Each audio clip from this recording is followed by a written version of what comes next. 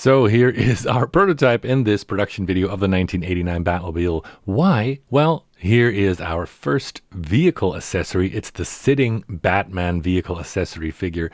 This will be a figure made to a price point. For those who haven't heard yet, we're trying to get to $175 and get you a figure so that you don't have to ruin your Hot Toys Batman and have something that really sits well, but actually to the seat, actually to the back of the seat, and then the arms actually reaching the steering wheel and comfortably sitting there, head moving ever slightly forward so that, it looks like a normal position, and this will work infinitely.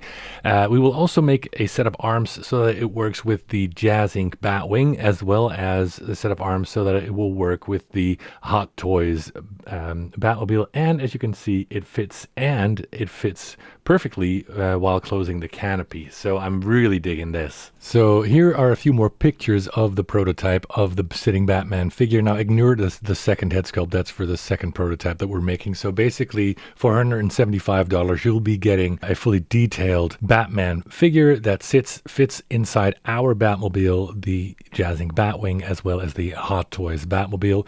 We will probably do this by making the arms switch out.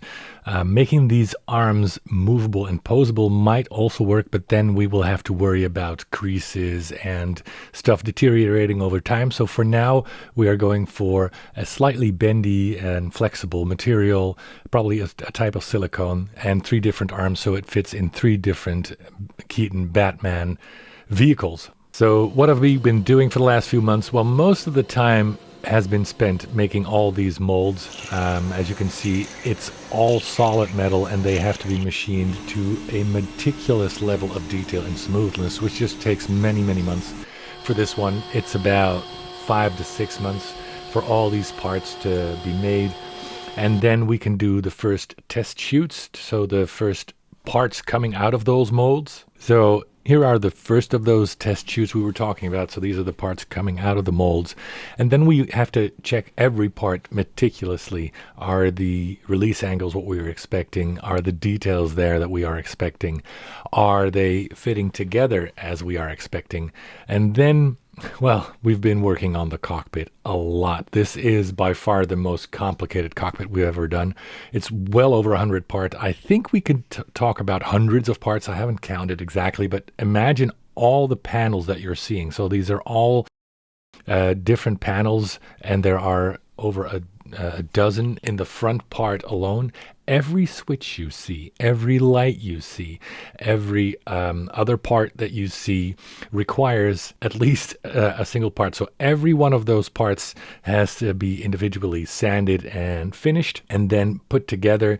And of course, in terms of the lights, it's not just the lights, but it's also the correct lens and the shape. Then look at this. I can tell you, with my 49-year-old eyes, I need a macro lens to read those labels, but they are there. And then, of course, with all the sub panels done, you have to then put them into the cockpit, into the dashboard. The dashboard, as you can see, also has that leather effect we were talking about. Now, this is not the final version. The key you see on the right there is supposed to be red. There's a couple of other minor changes we are still making, but I'm very happy with how this is how it's shaping up. So for this dashboard specifically, we did tone down the lights to the bare minimum level so that it's like the counters are illuminated even if it's just from the front. And then on top, there's also going to be a leather effect. We've tried using the actual leather, but with these chairs you're seeing, the actual leather can be corrected, molded, and then we can put on a silicone cover through a silicone bath, and we cannot do that with the dashboard. So you can see here we've tried to laminate actual leather. The problem is it might work for a while, but we know there's a chance of delamination in a couple of years. So then moving on to all the other parts, every single part of the hundreds of parts that make up your Batmobile have to be hand sanded, first using this little electric sander, and then all parts will be hand sanded, as you can see here, literally by hand. So anything from, nothing is too small, like the exhaust tips you see here. Most of these, you won't even see the back part of that, but it needs to be done and done correctly. And then we assembled the first 40 pieces, and it's going to break your heart, but all the 40 assembled units you see here will have to be rejected. And we're starting over with that, or we have started over with that, which is one of the reasons why we have an extra few weeks of delay. In July, we were setting out those first 40 test pieces, but that's now going to be August. And then in general, I think the first 2 batches will be delayed by 3 to 6 weeks, but then we will catch up and be on target again. These are the actual die-cast parts, some of the actual die-cast parts that go into the vehicle. These are the first test shoots of the actual tires, and the inside will be supported, so you don't have to worry about tire sag with that, and it will have all the correct labels and lettering on the side. Another first for this vehicle. This is the remote that we've designed. It's based on that actual remote used. These are the actual metal axles that go into the rear. Of course, the front axles can't be through and through because they also have to have steering action. But don't worry though, of course, the front axles will also be solid metal rods that cannot sag over time. So these parts then have first layer of primer, and that is then sanded yet again. So all parts are sanded at least 3 times. Then we come to something I'm very happy with. Look at these very beautiful side pods on a solid metal frame and everything. Now, not all parts of these will be actual metal because they won't have the tolerance and the detail and the tight fit that we need. So some parts are going to be metal, but everything will look, this is an actual production piece with everything with the red trim and all that, just like you expect. So yeah, this is, yeah, I'm going to say, I think this is an actual work of art. It's just so beautiful. It will have all the correct shading, weathering. It will look like the metal has been heated up, you know.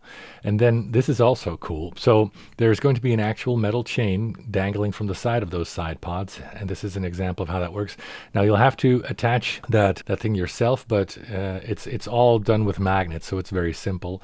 You just get the metal chain close to the first magnet, then lift that up and get close to the second magnet, and there you go. That's how you get an actual metal chain and dangling off the side. Again, a first for a Batmobile model, a scale model.